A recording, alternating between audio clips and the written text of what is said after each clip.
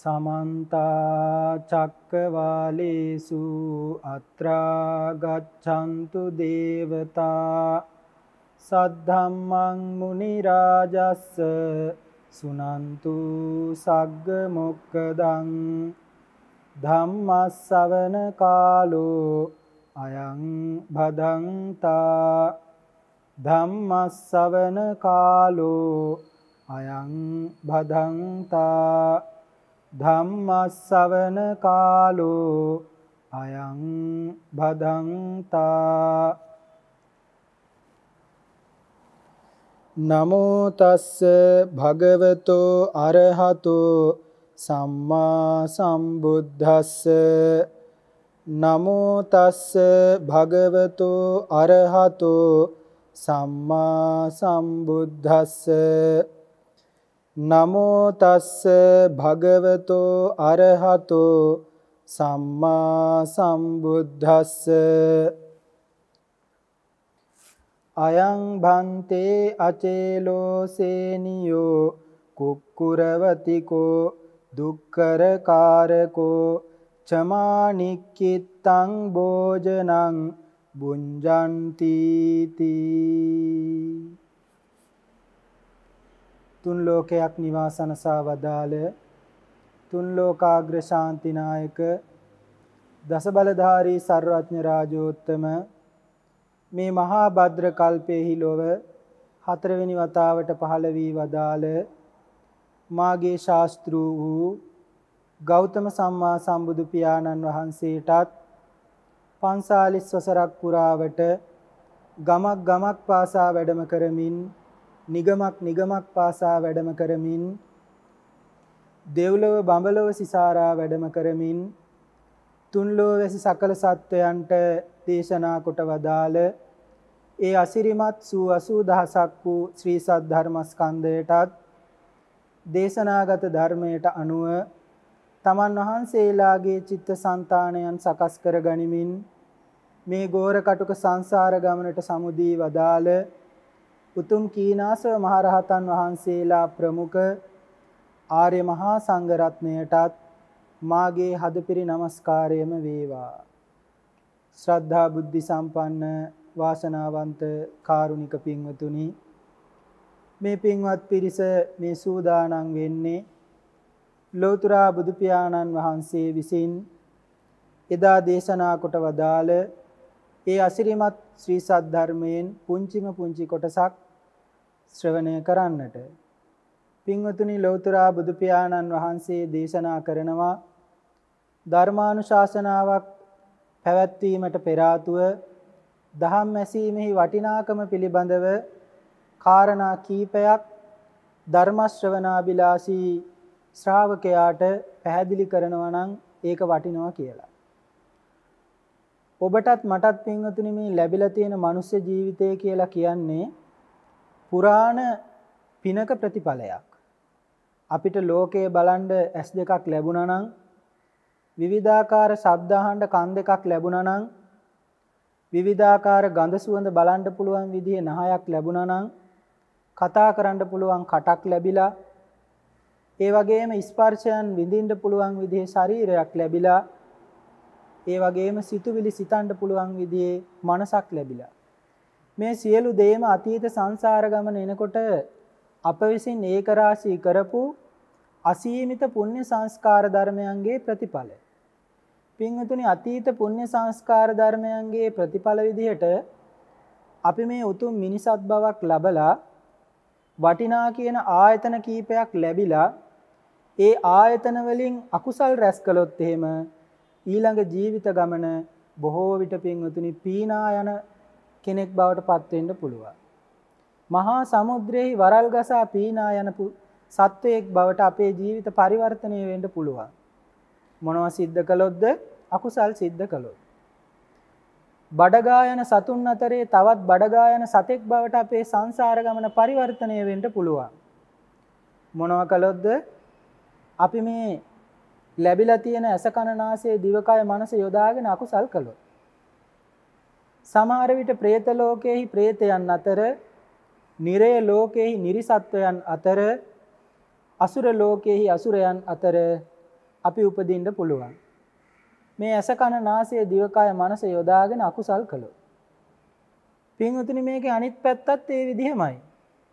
ලෞතර බුදු පියාණන් වහන්සේ නමකගේ සම්බුද්ධ ශාසනයක් ලැබිලා උතුම් ධර්මයේ ශ්‍රවණය කරන්නට ලැබිලා තියෙන මේ අවස්ථාවේදී මේ ධර්ම ශ්‍රවණය සිදු කරලා අපේ ජීවිතයට ඒ ධර්මයේ ගලපාගෙන කුසල ධර්මයන්හි නිරත වුණොත් ඇස කන නාසය දිවකය මනස කියන මේ ආයතන 6 යොදාගෙන අපි කුසල ධර්මයන් රැස් කළොත් සමහර විටක පින්වතුනි අපි නැවතත් මනුස්ස ජීවිතයක උපදින්න පුළුවන්. නැවතත් අපිට මේ විදිහට බණ අහන්න අවස්ථාව උදා කරගන්න පුළුවන්කමක් තියෙනවා. දිව්‍ය ලෝකෙහි උපදින්න පුණ්‍ය සංස්කාර සකස් වෙන්න පුළුවන්. බ්‍රහ්ම ලෝකෙහි උපදින්න පුණ්‍ය සංස්කාර සකස් වෙන්න පුළුවන්.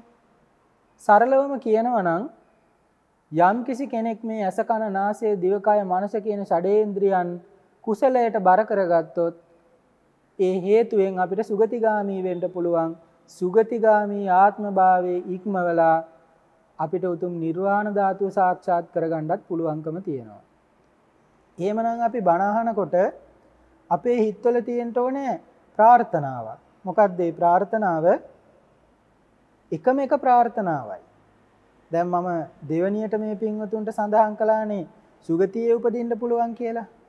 පින්වතුනි සුගතියේ උපදින්නත් අපි ප්‍රාර්ථනා කළ යුත්තේ නැහැ. සුගතියක තමයි දැන් ඉපදිලා ඉන්නේ. මීටත් වඩා සුගතියක් පින්වතුනි මේ කාලයේදී අපිට තවත් හොයන්න පුළුවන් කමක් නැහැ. ඒකට හේතුව තමයි භාග්‍යවතුන් වහන්සේගේ ධර්මය ඇහෙනවා නම් ඒක සුගතියක් මේ කාලේ වෙනකොට. ඉතින් එහෙමනම් මේ සුගතියක ඉපදිලා නැවතත් සුගතියක් ප්‍රාර්ථනා කරන්න නෙවෙයි. සුගතිය ඉක්මවා ගියපු උතුම් නිර්වාණ ධාතුව සාක්ෂාත් කර ගැනීමට මට මේ ධර්ම ශ්‍රවණමය කුසලයේ හේතු වේවා කියන චේතනාවෙන් මේ පින්වත් පිරිස බණ අහන්න ඕනේ. පින්වතුනි මේ කුසලයට කියනවා විවට්ටගාමිනී කුසලය කියලා. ඉතින් විවට්ටගාමිනී කුසලයක් සම්පාදනය කර ගැනීමේ ප්‍රාර්ථනාවෙන්ම මේ හෝරාව තුලදී ධර්ම ශ්‍රවණය කරන්න කියන පණිවිඩය මේ පින්වතුන්ට ලබා දීලා අපි අද දවසේදී සිදු කරන ධර්ම දේශනාව වෙත යොමු වෙමු. පින්වතුනි මේ දිනවල ස්වාමීන් වහන්සේලා මේ පින්වත් පිරිසට පැහැදිලි කරන්නේ මජ්ක්‍ධිම නිකායෙහි මජ්ක්‍ධිම පඤ්ඤාසකයෙහි ඇතුළත් සූත්‍ර දේශනා. අපි දන්නවා ලෞතර බුදු පියාණන් වහන්සේ විසින් දේශනා කොට වදාළ ධර්ම කාරණාවන් පළවෙනි ධර්ම සංගායනාවේදී මහරහතන් වහන්සේලා ධර්මයේ විනය හැටියට සංග්‍රහ කරන්නට යෙදුණා.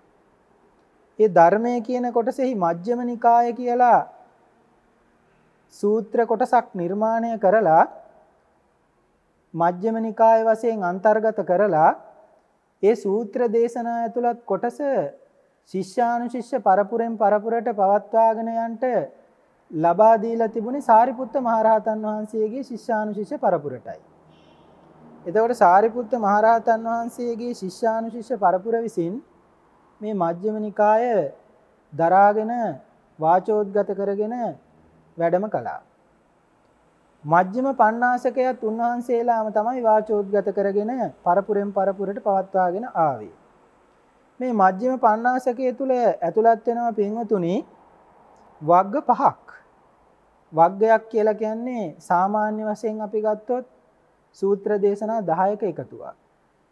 එතකොට ගහපති වග්ගය තමයි මජ්ක්‍ධිම පඤ්ඤාසකයේ මුලින්ම යෙදিলা තියෙන්නේ. මේ වග්ගයට ගහපති වග්ගය කියලා කිව්වේ ගෘහපතියන් අරමුණු කරගෙන දේශනා කරපු සූත්‍ර දේශනා තමයි බහුතරයක් මේ කොටසෙහි ඇතුළත් වෙලා තියෙන්නේ. එතකොට ගහපති වග්ගයේ 7 වෙනි සූත්‍ර දේශනාව කුක්කුරවතිය සූත්‍රය තමයි අද පැහැදිලි කරන්න බලාපොරොත්තු වෙන්නේ. පින්වතුනි කුක්කුර කියලා කියන්නේ සුනකයාට කියන නමක්. අපි අර අහලා තියෙන්නේ මානේන මක්කටෝ හෝති අතිමානේන කුක්කුරෝ කියලා. ඒ කියන්නේ මාන්නයෙන් යුක්ත කෙනා එක්කෝ වඳුරෙක් වෙනවා අතිමානයෙන් යුක්ත කෙනා සුනකයෙක් වෙනවලු.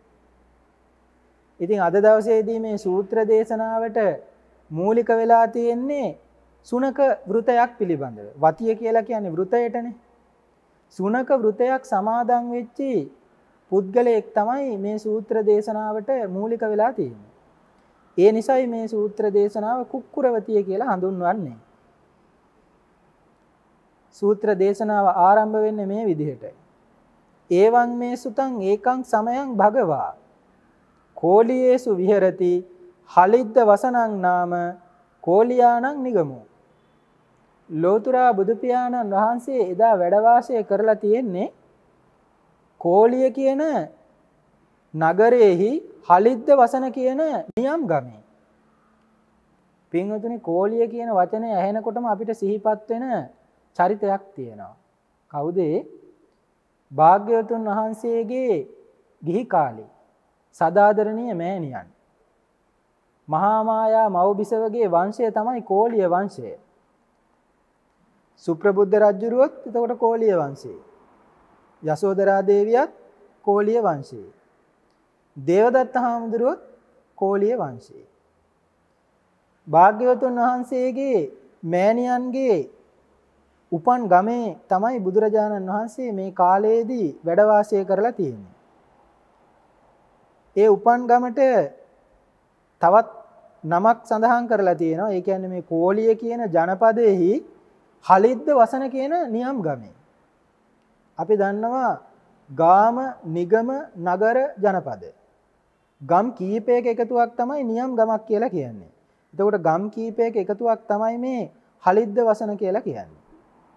අටුවාව තුල පැහැදිලි කරලා දීලා තියෙනවා මේ හලිද්ද වසන කියන නියම් ගම නිර්මාණය කරනකොට ඒ නියම් ගමේ වාසය කරපු පිරිස පීත වර්ණයෙන් යුක්ත වස්ත්‍ර ඇඳගෙන නැකත් කෙලි කෙලලා තියෙනවා.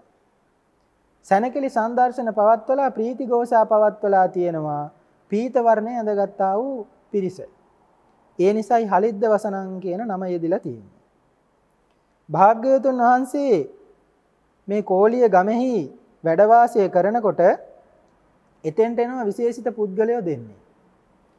අපි දන්නවා ලෞතුරා බුදු පියාණන් වහන්සේ ළඟට ධර්මකාරණාවන් ශ්‍රවණය කරන්ට ප්‍රශ්න විචාරන්ට වරකදී දෙවිවරු වැඩම කරනවා. වරකදී බ්‍රහ්මයෝ වෙනවා, මිනිස්සු වෙනවා. මේ මිනිස්සු අතරෙත් විවිධාකාර පුද්ගලයෝ වෙනවා. සමහර විට රජවරු, සිටුවරු, අමාත්‍යවරු, ඒ අතරේ ගෘහපතිවරුත් ඇවිල්ලා තියෙනවා. භාග්‍යවතුන් වහන්සේව මුණ ගැහෙන්න මේ ස්ථානයට ඇවිල්ලා තියෙන්නේ. අතකෝ පුන්නෝච කෝලියෝ පුත්තෝ ගෝවනිකෝ අචේලකෝච සේනියෝච කුක්කරවතිකෝ යේන භගවා තේනුපසංකමින්සු. එදා දවසේදී භාග්‍යවතුන් වහන්සේ මුණ ගැහෙන්න ඇවිල්ලා තියෙන්නේ කෝලිය පුත්‍රයෙක්.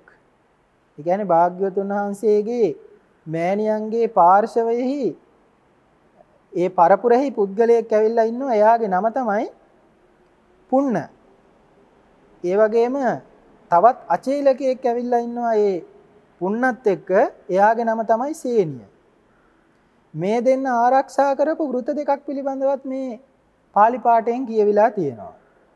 ගෝවනිකෝ ඒ කියන්නේ පුන්න කියන කෝලිය පුත්‍රයා ගව වෘතයේ සමාදන් වෙලා ඉඳලා තියෙනවා. ගවයෙක් වගේ තමයි ඇවිදින්නේ. ගවයෙක් වගේ තමයි වාඩි වෙන්නේ. ගවයෙක් වගේ තමයි ආහාර ගන්නෙ. ගවයෙක් වගේ තමයි සයනය කරන්නේ. සියලු ඉරියව් පවත්වන්නේ ගවයෙක් වගේ. ඒකයි කිව්වේ ගෝ වෘතය, ගව වෘතය කියලා. ඊළඟට සේනිය කියන අචේලකයාත් එතෙන්ට ඇවිල්ලා. අචේලකයා කියලා කියන්නේ ඇඳුම් නැති එක්කෙනාටනේ. නිර්වස්ත්‍රව වාසය කරන කෙනාට තමයි අචේලකයා කියලා කියන්නේ. එතකොට සේනිය සමාදන් වෙලා ඉන්නේ කුක්කුරවතිය. ඒ කිව්වේ සේනිය බලු වෘතයේ සමාදන් වෙලා. බල්ලෙක් වගේ තමයි කෑම බීම ගන්නෙ. බල්ලෙක් වගේ තමයි නිදාගන්නේ. සුනකෙක් වගේ තමයි ඇවිදින්නේ. සුනකයෙක් විසින් සිදු කරන්නා වූ කටයුතු තමයි මේ සේනිය විසින් සිදු කරන්නේ. ඒකයි මේ පුද්ගලයෝ දෙන්නට ඒ විදිහේ අපරනම් දෙකකුත් පට බැඳිලා තියෙන්නේ. ගෝවනික සහ කුක්කුරවතික.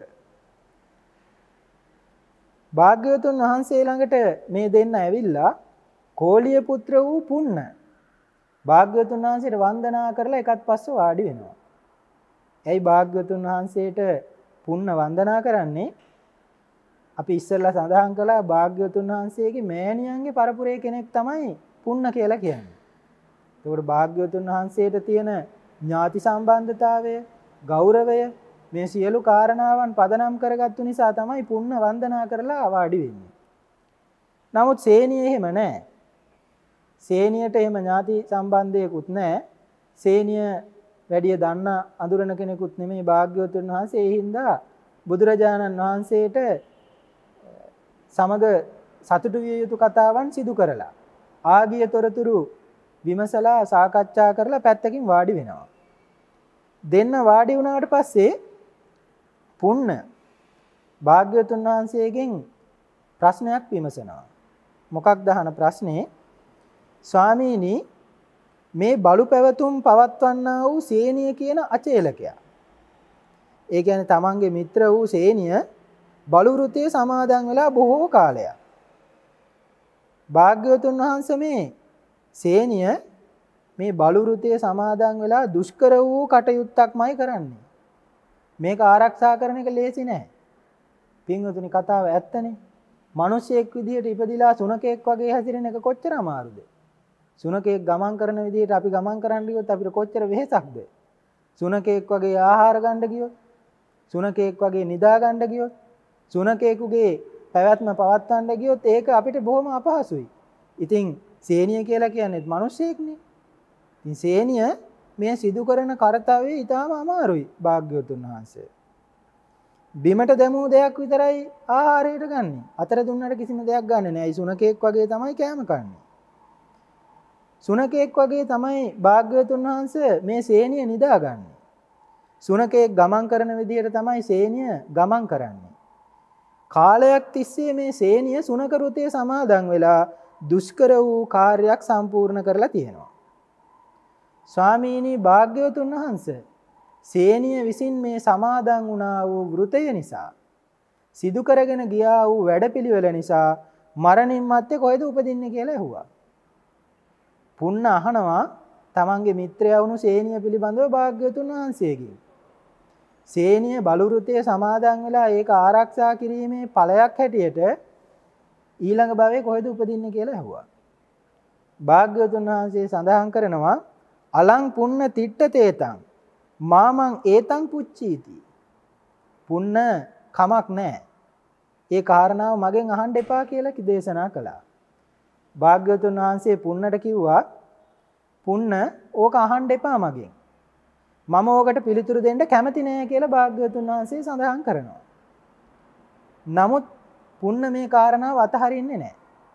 නැවතත් භාග්‍යවතුන් වහන්සේට ඇවිටිලි කරනවා, ස්වාමීනි භාග්‍යවතුන් වහන්සේ, මගේ මේ මිත්‍ර වූ සේනිය බලු වෘතයේ සමාදන් වෙලා බොහෝ කාලයක් භාග්‍යවතුන් වහන්සේ මේ දුෂ්කර වූ කටයුත්ත සිදු කරලා මේකේ ප්‍රතිඵලයක් හැටියට කොහේ ගිහිල්ලා උපදීද කියලා නැවතත් විමසනවා.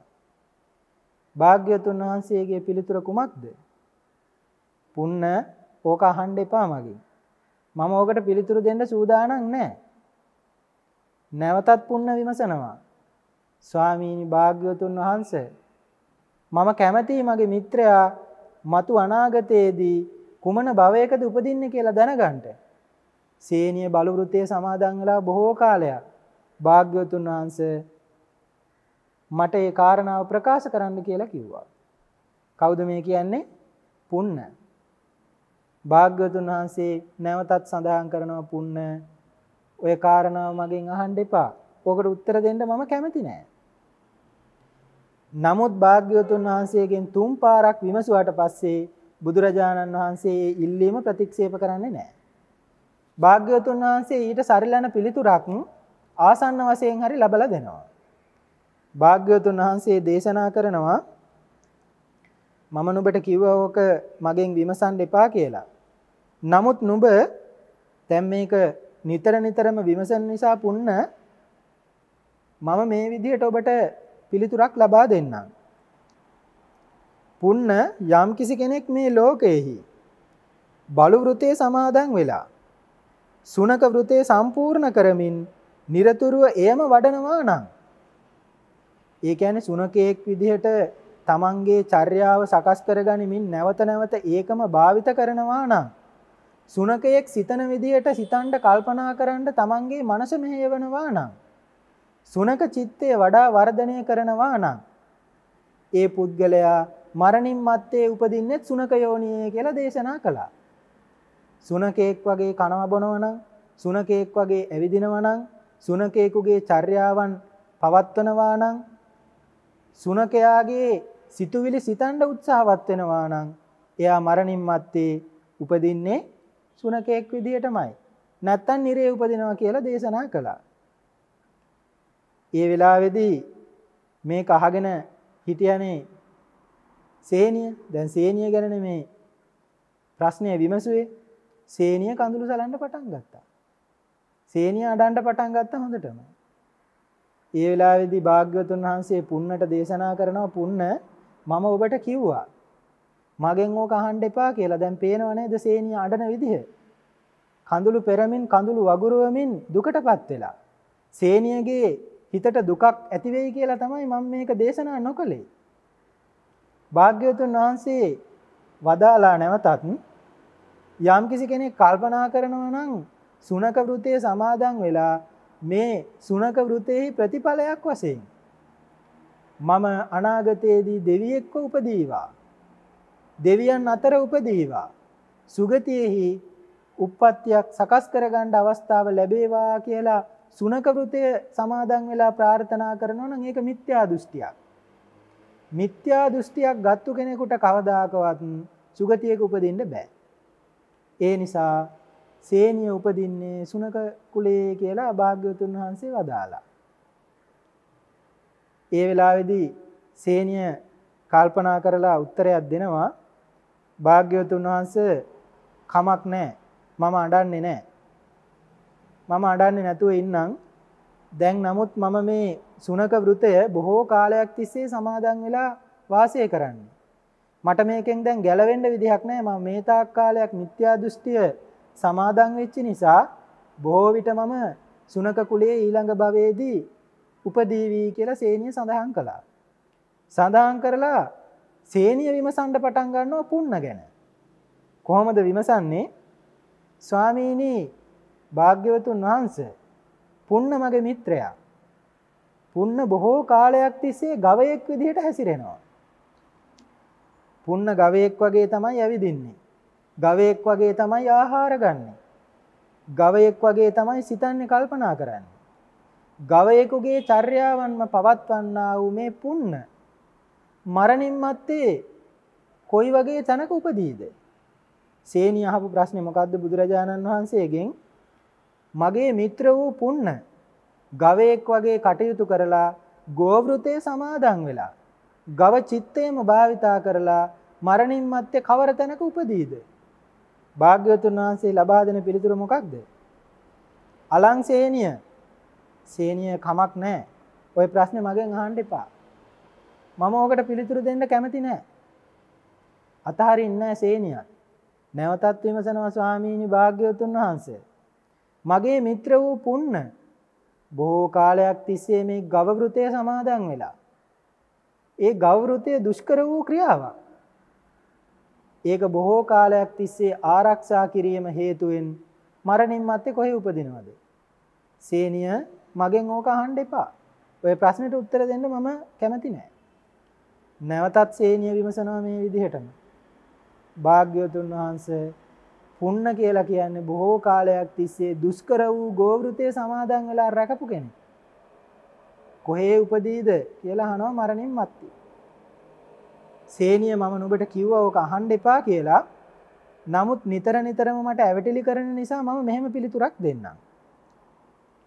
යම් කිසි කෙනෙක් ගව වෘතේ සමාදන් වෙලා ගව චිත්තය වර්ධනය කරලා ගවයෙකු සතු පැවතුම් තමන් හුරු කරනවා නම් ඒකේනා මරණින් මත්තේ උපදින ගවයෙක් විදිහට කියලා දේශනා කරනවා. භාග්‍යවතුන් වහන්සේ වදාළේ කුමක්ද? යම් කිසි පුද්ගලයෙක් මිනිසෙක් විදිහට ඉපදිලා ගවයෙක් විදිහට හැසිරෙන්න උත්සාහවත් වෙනවා නම් ගවයෙක් වගේ කනවා බොනවා, ගවයෙකුගේ පැවතුම් පවත්වන්න උත්සාහවත් වෙනවා, ගව චිත්තේ වඩනවා නම් මරණින් මත්තේ ගවයෙක් වෙලාමයි උපදින්නේ. එහෙම භාග්‍යවතුන් වහන්සේ දේශනා කරලා අර ඉස්සරලා සේනිය පිළිබඳව ප්‍රකාශ කරපු විදිහටම පුන්නගේ දෘෂ්ටිය පිළිබඳවත් සඳහන් කිරීමක් සිදු කරනවා. සේනිය යම් කිසි කෙනෙක් කල්පනා කරනවා ගවයෙක් විදිහට චර්යාව පවත්වලා මේ ආරක්ෂා කරපු ගෝවෘතිය නිසා මම මහේශාක්‍ය දෙවියෙක් බවට පත් වේවා. මම සුගතිගාමී උප්පත්තිය ලබාවා කියලා ප්‍රාර්ථනා කරනවා නම් ඒක මිත්‍යා දෘෂ්ටියක්. ඒක වෙන්නේ නැහැ. මිත්‍යා දෘෂ්ටිය සමාදන් වෙච්ච කෙනෙකුට උරුම වෙන්නේ දුගතියමයි. නැත්තම් තිරිසංගත ලෝකේ උපදිනවා. පුන්න බොහෝ විට උපදින්න නියම වෙලා තියෙන්නේ තිරිසංගත යෝනියේ ගවයෙක් විදිහටයි. මේක කියනකොට පුන්න අඬන්න පටන් ගත්තා. කඳුළු සලමින් අඬනවා දැකපු භාග්‍යවතුන් වහන්සේ සේනියට වදාලා සේනිය මම නුඹට කිව්වා. ඔය කාරණාව මගෙන් අහන්න එපා මම ඕකට උත්තර දෙන්න කැමති නෑ. පේනව නේද පුන්න අඬන විදිහ? පුන්න දුකටපත් වෙනවට මම කැමති නෑ. ඒ නිසායි මා දේශනා කළේ ඕක මගෙන් අහන්න එපා. පුන්න හරිම බුද්ධිමත්. බලන්න පින්වතුනි පිනක මහිමය. අවුරුදු ගාණක් පුරාවට සුනකෙක් හැටියට හරකෙක් හැටියට හැසිරීලා වුණත් භාග්‍යවතුන් වහන්සේ නමක් හමුවේ තමන්ගේ දෘෂ්ටිය නිවැරදි කරගන්න අවස්ථාව ලැබිලා. සංසාරේ කොයි තරම්නම් දාන කන්දරාවක් පින්වතුනි පූජා කරන්න ඇද්ද මේ පින ලබා ගන්න. පින්වතුනි සංසාර ගමනේ කොච්චරනම් සීලයක් රකින්න ඇද්ද මේ පින ලබා ගන්න. අද දවසේදී පින්වතුනි අපි කොච්චර උදම් වෙනුවත් ඔබටත් මටත් භාග්‍යවතුන් වහන්සේව සියසින් දකින්න පින තිබුණේ නැහැ. භාග්‍යවතුන් වහන්සේ හමුවේ අපේ දෘෂ්ටිය නිවැරදි කරගන්න අපිට පින ලැබුණේ නැහැ. අපි ඒ පින කරලා නැහැ. අපිට වඩා පින්වන්තයි. කවුද? පුන්නයි සේනියයි. පුන්න ප්‍රකාශ කරනවා භාග්‍යවතුන් වහන්සේ මම අඬන්නේ නැහැ. මම ශෝක කරන්නේ නැහැ. මම බොහෝ කාලයක් තිස්සේ මේ ගොංගෘතය පවත්වලා තියෙන්නේ. මේ මිත්‍යා දෘෂ්ටිය නිසා මම ඊළඟ භවයේදී ගොනෙක් වෙලා උපදීවි.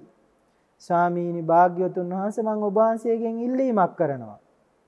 භාග්‍යවතුන් වහන්සේ මගේ මේ ගොංගෘතය දුරු වෙන පරිදිත් මගේ මිත්‍රයා වුණු සේනියගේ සුනක වෘතය දුරු වෙන පරිදිත් භාග්‍යවතුන් වහන්සේ යම් ධර්මයක් දේශනා කරන්න පුළුවන් නම් ඒ ධර්මය අපි කෙරෙහි අනුකම්පාවෙන් දේශනා කරනසේක්වා කියලා ඉල්ලා හිටිනවා.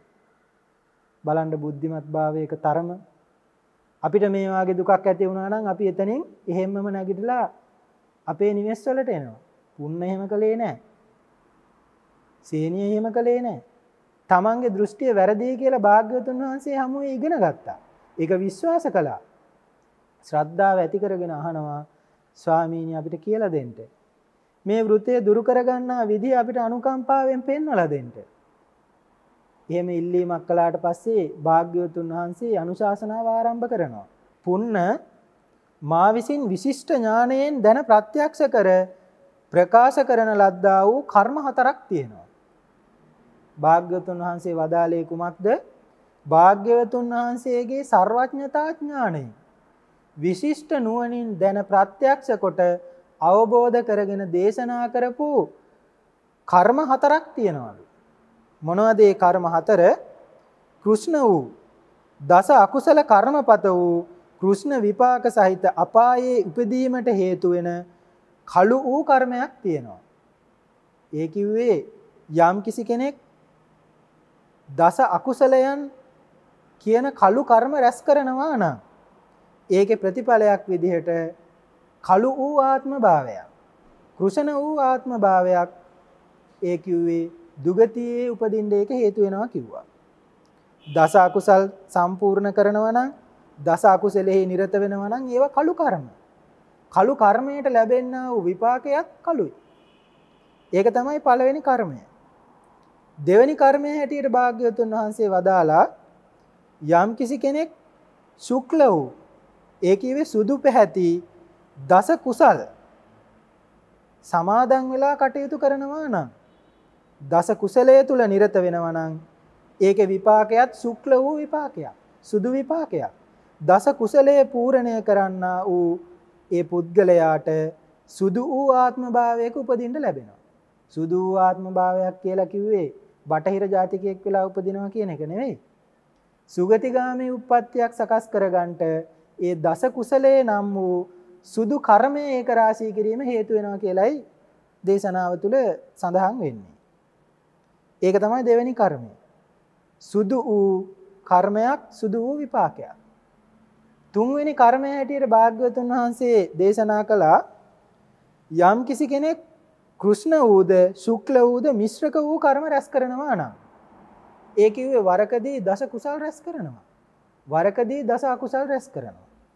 ඒ නිසා ඔහුට ලැබෙනවා කෘෂ්ණ වූද ශුක්ල වූද සැප සහිත වූද දුක් සහිත වූද විපාක සහිත ආත්ම භාවය. ඒ කිව්වේ සමහර කෙනෙක් සීලයත් ආරක්ෂා කරනවා. ඒ අතරේ මත්පැන් පානය කිරීමත් සිදු කරනවා. කෙනෙක් සීලයත් ආරක්ෂා කරනවා. මදුරුව වගේ පුංචි පුංචි සත්තුත් මරනවා. දානය පූජා කරනවා. ඒ අතරතුර කාගේ හරි දෙයක් හොරනුත් ගන්නවා. කුසලයත් ඒක රාශී කරනවා. අකුසලයත් ඒක රාශී කරනවා. ඒකේ විපාකයක් හැටියට සුදු කළු මිශ්‍ර විපාක සහිත ආත්ම භාවයක් අනාගතයේදී ලබා ගන්නවා කියලායි වදාළේ. අවසානයේක බුදුරජාණන් වහන්සේ වදාලා කෘෂ්ණ නො වූ ශුක්ල නො වූ කර්මක්ෂය කිරීම පිණිස පවතිනා වූ කර්මයකුත් තියෙනවා. ඒ කිව්වේ සුදුත් නෑ කළුත් නෑ. කර්මක්ෂය කිරීම පිණිස පවතිනා වූ කර්මයක් දේශනා කරන්න පුළුවන්. කාරණා හතරයි මොනවද? කළු විපාක සහිත කර්මයක් තියෙනවා. සුදු විපාක සහිත කර්මයක් තියෙනවා. කළු සුදු මිශ්‍ර විපාක සහිත කර්මයක් තියෙනවා. කළුත් නොවන සුදුත් නොවන කර්මක්ෂය කිරීම පිණිස හේතු වන කර්මයකුත් තියෙනවා. මෙන්න මේ කාරණා හතර භාග්‍යවතුන් වහන්සේ කෙටියෙන් දේශනා කරලා ඒකේ විස්තරය පැහැදිලි කරනවා. පුන්න කෘෂ්ණ වූ කෘෂ්ණ විපාක සහිත කර්මය කියලා කියන්නේ මොකක්ද? පුන්න කළු කර්ම රැස් කරලා කළු විපාක සහිත ආත්ම භාවයක් ලබා ගන්නවා කියන්නේ මොකක්ද? පුන්න යම්කිසි කෙනෙක් මේ ලෝකයේ දුක් සහිත වූ කාය සංස්කාරය රැස් කරනවා. දුක් සහිත වූ වාක් සංස්කාරය රැස් කරනවා. දුක් සහිත වූ මනෝ සංස්කාරය රැස් කරනවා. මොනවද මේ දුක් වූ කාය සංස්කාරය කියන්නේ? දුක් සහිත වූ වාක් සංස්කාරය කියන්නේ? දුක් සහිත වූ මනෝ සංස්කාරය. අපි දන්නවා පින්වතුනි අපි කුසලයක් හෝ අකුසලයක් සිදු කරන්නේ එක්කෝ කය භාවිතා කරලා නැත්තම් වචනය භාවිතා කරලා නැත්තම් අපේ සිත භාවිතා කරලා. එතකොට දුක් සහිත වූ කාය සංස්කාරය කියලා භාග්‍යවතුන් වහන්සේ පැහැදිලි කරන්නේ දස අකුසල කර්මයන්ගෙන් මුලින් සඳහන් වෙන අකුසල කර්ම 3. ප්‍රාණඝාතය කියලා කියන්නේ දුක් සහිත කාය සංස්කාරය. අදත්තා දාණය හොරකම කියලා කියන්නේ දුක් සහිත වූ කාය සංස්කාරය. කාමයේ වර්ධවා හැසිරීම කියලා කියන්නේ දුක් සහිත වූ කාය සංස්කාරය.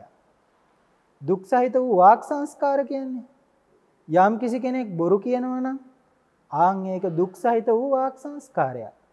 සම්ප්‍රප්පලාප එහෙමත් නැත්නම් හිස් වචන කියනවා නම් කේලාම් කියනවා නම් පරුෂ වචන කියනවා නම් මෙන්න මේවා දුක් සහිත වූ වාක් සංස්කාරය.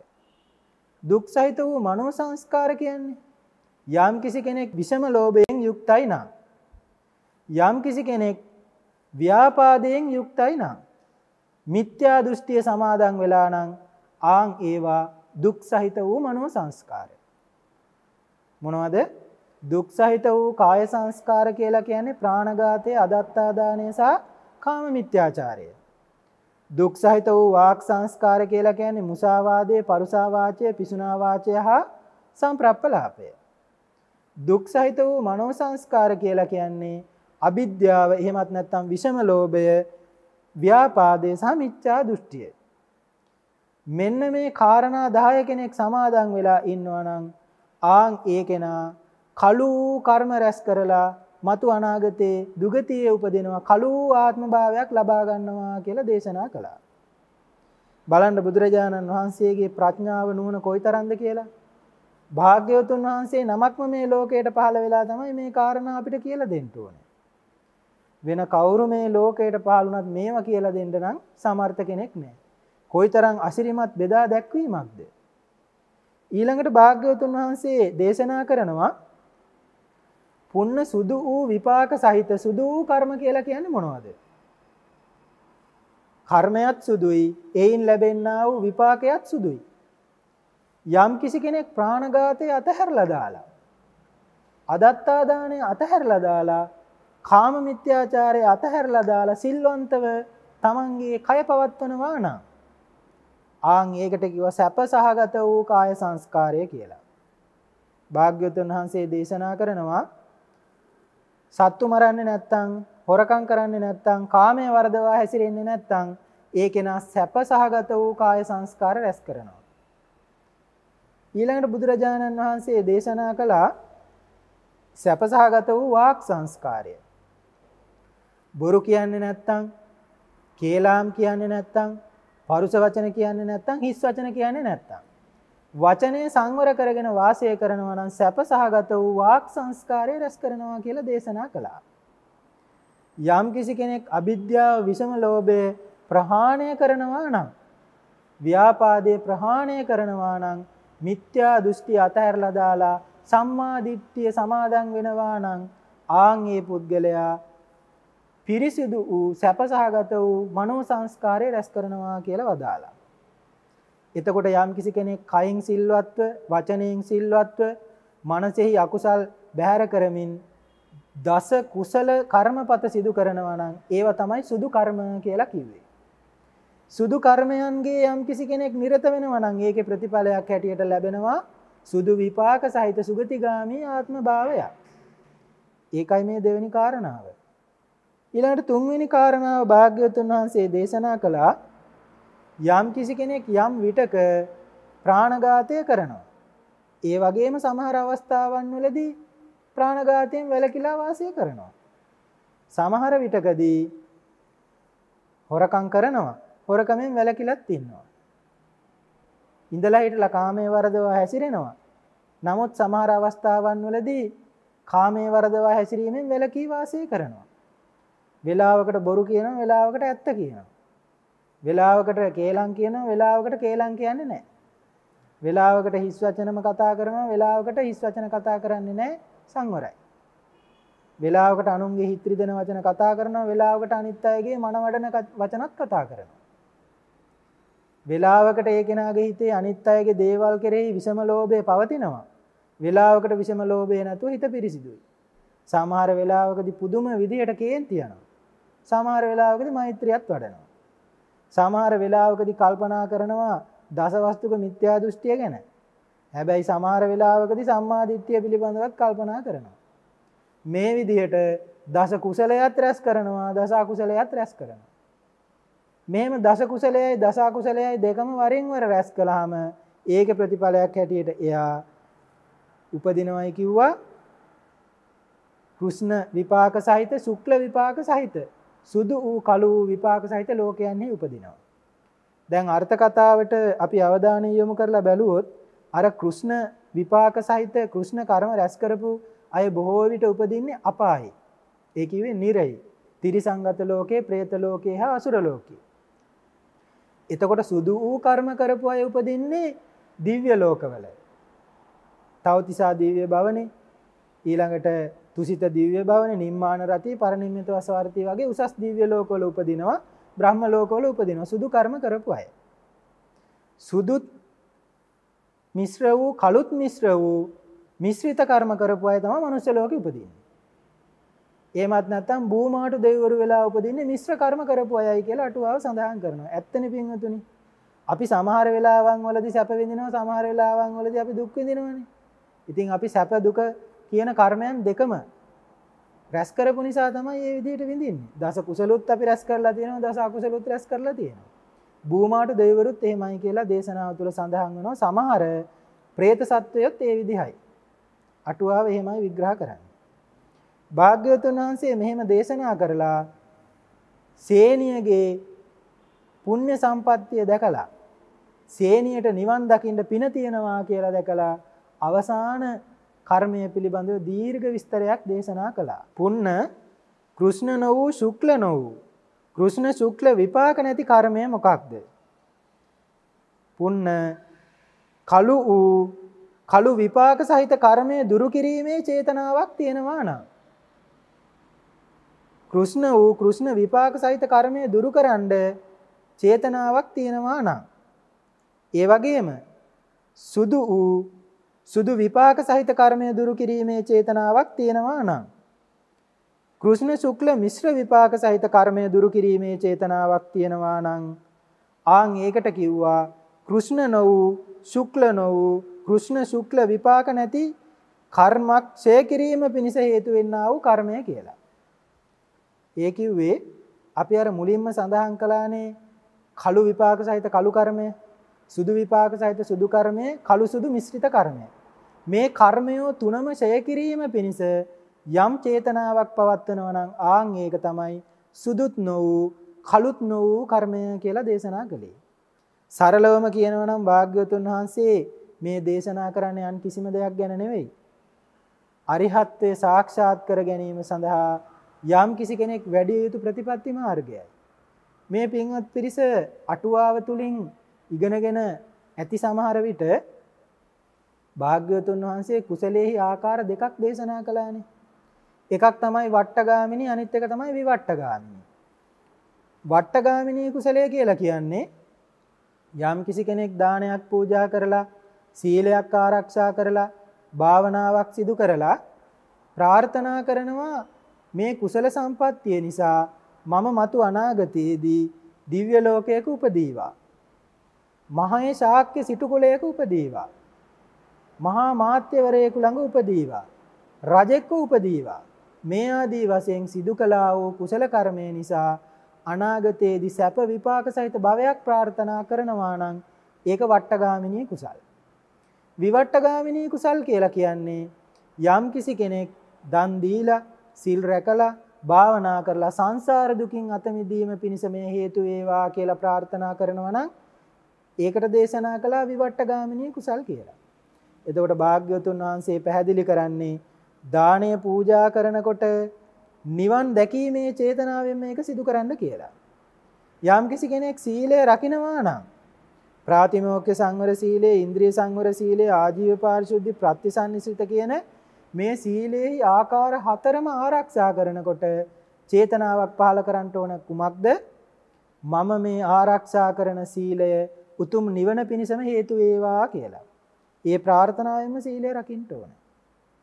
යම් කිසි කෙනෙක් භාවනා කරනවා නම්, සතර සතිපට්ඨානය වඩනවා නම්, එහි ප්‍රතිඵලයක් හැටියට ප්‍රථම දෙවන තුන්වෙනි හතරවෙනි ආදී ධාන සම්පත්තිය සාක්ෂාත් කරනවා නම් ඒ සෑම මොහොතකදීම ප්‍රාර්ථනාවක් තියෙන්න ඕන නිවන පිණිස හේතු වේවා කියලා. ඒ ප්‍රාර්ථනාවෙන් යුක්තව යම් කිසි කෙනෙක් කටයුතු කරනවා නම් ඒ කෙනාට විදර්ශනා නුවණ පහළ වෙනවා. ඒ විදර්ශනා නුවණ උපයෝගී කරගෙන සියලුම ධර්මතාවයන්හි අනිත්‍ය ලක්ෂණය මෙනෙහි කරන්න පුළුවන්. දුක්ඛ ලක්ෂණය මෙනෙහි කරලා අනාත්ම ලක්ෂණය මෙනෙහි කළොත් අන්න ඒ කෙනා සුදුත් නො වූ කළුත් නො වූ කර්මයක් රැස් කළා වෙනවා. ඒ කිව්වේ සුදුත් නො වූ කළුත් නො වූ කර්මක් ඡය කිරීම පිණිස හේතු වෙන්නා වූ ප්‍රතිපදාව වැඩුවා කියලා ඔහුව හඳුන්වන්න පුළුවන්. අරිහත්ත්වය කියලා කියන්නේ පින්වතුනි සියලු කර්මයන් ඡය කිරීම. කීනං පුරාණං නවන්නත්ති සම්භවං කියලානේ රතන සූත්‍රයේ පැහැදිලි කරන්නේ. එතකොට නිවන පිණිස හේතු වෙන්නා වූ සීල සමාධි ප්‍රඥා වර්ධනය කළොත් අන්න ඒ කෙනා සුදු වූ කළු වූ සියලුම කර්මයන් ඡය කරපු පුද්ගලයෙක් කියලා භාග්‍යවතුන් වහන්සේ වදාලා. භාග්‍යවතුන් වහන්සේගේ මේ දේශනාව අවසන් වෙනකොට ඒවං වුත්තේ පුන්නෝ කෝලිය පුත්තෝ ගෝවතිකෝ භගවන්තං ඒතදවෝච අභික්කන්තං බන්තේ අභික්කන්තං බන්තේ. භාග්‍යවතුන් වහන්සේ ඒ වෙනකොටත් සරණ ගිහිල්ලා ඉවරයි. ඒකනේ ස්වාමීනි කියලා කිව්ව අභික්කන්තං බන්තේ. සමහර අය කතා කරන්නේ අභික්කන්තං බෝගෝතම කියලා. ගෝතම කියන වචනේ පාවිච්චි කළේ නැහැ පුන්න. ඒ වෙනකොටත් උපාසකේ. සඳහන් කරනවා ස්වාමීනි භාග්‍යවතුන් වහන්සේ ආශ්චර්යයි. ස්වාමීනි භාග්‍යවතුන් වහන්සේ අద్භූතයි. යටිකුරු කරලා තිබ්බ දෙයක් උඩුකුරු කළා වගේ. වහලා තිබිච්ච දෙයක් ඇරලා පෙන්නවා වගේ. මං මුලා වෙච්ච කෙනෙකුට පාර කියලා දුන්නා වගේ. අන්ධකාරයේ හිටපු කෙනෙකුට ආලෝකමත් දෙයක් දකින්න පුළුවන් විදිහට තෙල් පහනක් දැල්ලුවා වගේ. භාග්‍යවතුන් වහන්සේ ආශ්චර්යයි කියලා උදම්මනන්න පටන් ගත්තා. ස්වාමීනි භාග්‍යවතුන් වහන්සේ පළමුවත් දෙවනුවත් තෙවනුවත් මම බුද්ධ ධම්ම සංඝ කියන ත්‍රිවිධ රත්නත්‍රයේ සරණ යනවා.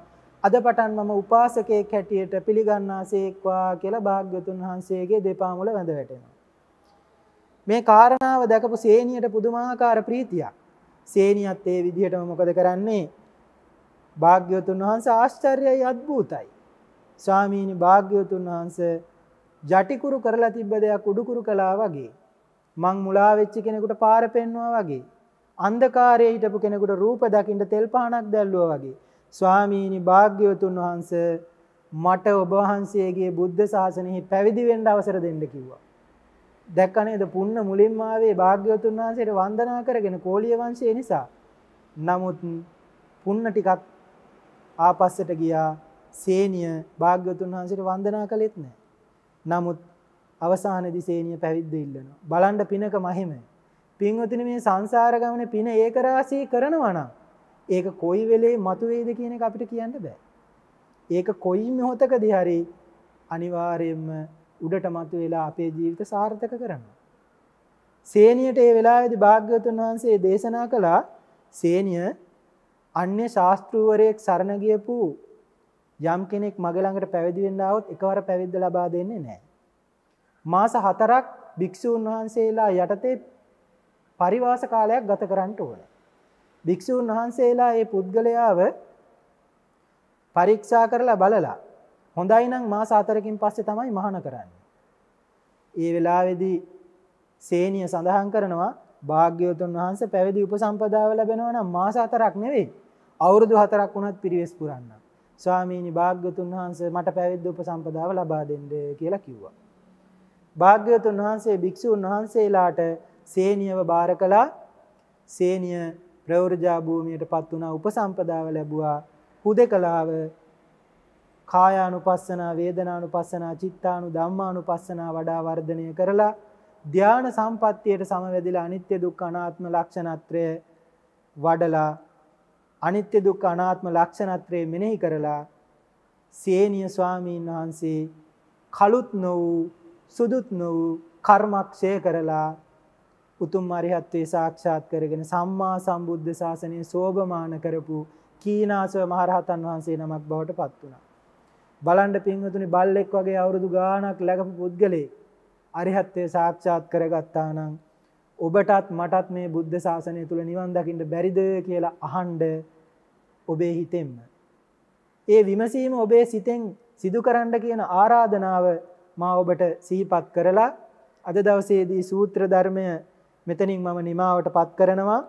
ඔබට මෙහි දීර්ඝ විස්තර කියවා දැනගන්න අවශ්‍යයි නම් මජ්ක්‍ධිම නිකායේ මජ්ක්‍ධිම පඤ්ඤාසකෙහි ගහපති වග්ගයේහි 7 වෙනි සූත්‍රයේ කුක්කුරවතිය සූත්‍රය පෙරලාගෙන ඊට අරුත් විවරණ සපයන මජ්ක්‍ධිම නිකාය අටුවාව 3 වෙනි පොත් වහන්සේත් පෙරලාගෙන මේ පිළිබඳව කරුණු කාරණා දැන ඉගෙනගෙන ඒ ධර්මය දරාගෙන තමන්ගේ ජීවිතයට එක්කාසු කරගෙන උතුම් චතුරාර්ය සත්‍ය ධර්ම අවබෝධය සාක්ෂාත් කරගන්නට උත්සාහවත් වෙන්න. ඒ සඳහා අද දවසේදී ධර්ම ශ්‍රවණය කිරීමෙන් ඒක රාශී වූ මේ අප්‍රමාණ පුණ්‍ය සම්පatti ධර්මයෝද හේතු වාසනා වේවා කියලා අපි සාදු කියලා ප්‍රාර්ථනා කරමු.